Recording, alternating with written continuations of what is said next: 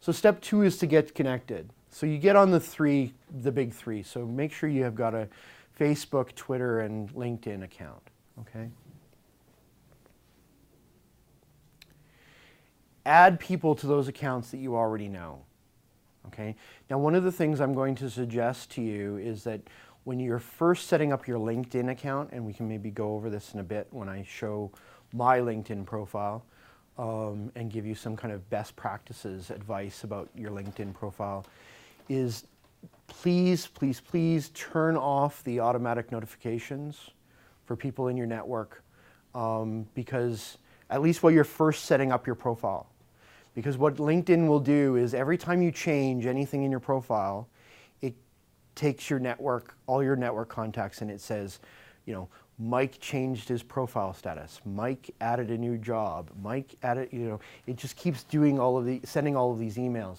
And you don't want to pester your emerging network with all of these notifications while you're first setting up your profile. Get your network started, set up a professional profile, and then you can turn back on the things so that it's only sending out notifications for new things that you've added to the profile. Make sure you scroll through your contacts lists of their contacts, right? Start building your networks out by connecting to the people that your contacts know.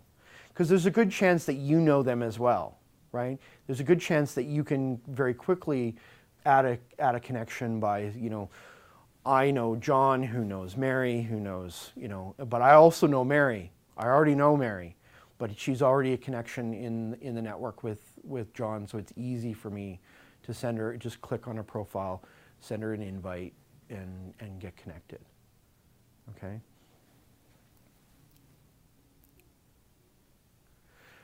Try to join 3 to 5 groups on LinkedIn, okay? Find ones that are, especially where there are professional connections, so industry groups, subject area groups. If you're, you know, as graduate students, there are usually interest groups in pretty much any area of study. National associations, if they have their own LinkedIn groups. Make sure you're connected in that way. It's a great way to kind of expose your expose yourself in the group, get your profile out there, get some contacts going, and also allows you to demonstrate in a very visible way the value you can bring to a group of connections. Okay? Look for alumni and local groups. Okay, so Calgary in particular has lots of local groups on LinkedIn that are interested in the same kinds of things that you would be interested in. Smaller groups, but it's often easier to connect into a smaller group.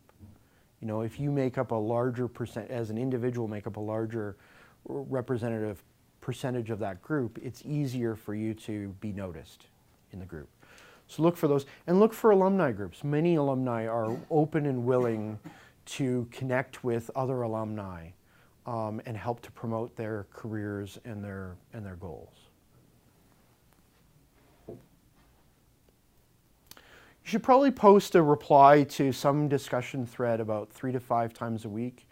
Now, for some of you that might be ambitious. Some of us are very, very busy. But participate in those groups. Don't just join a group for the sake of joining a group.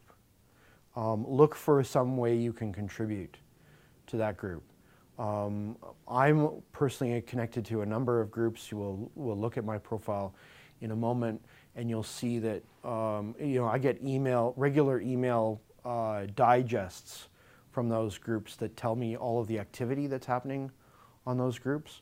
If I'm posting in those groups, my name is going out to is out and in front of all of those people that are looking at those digests.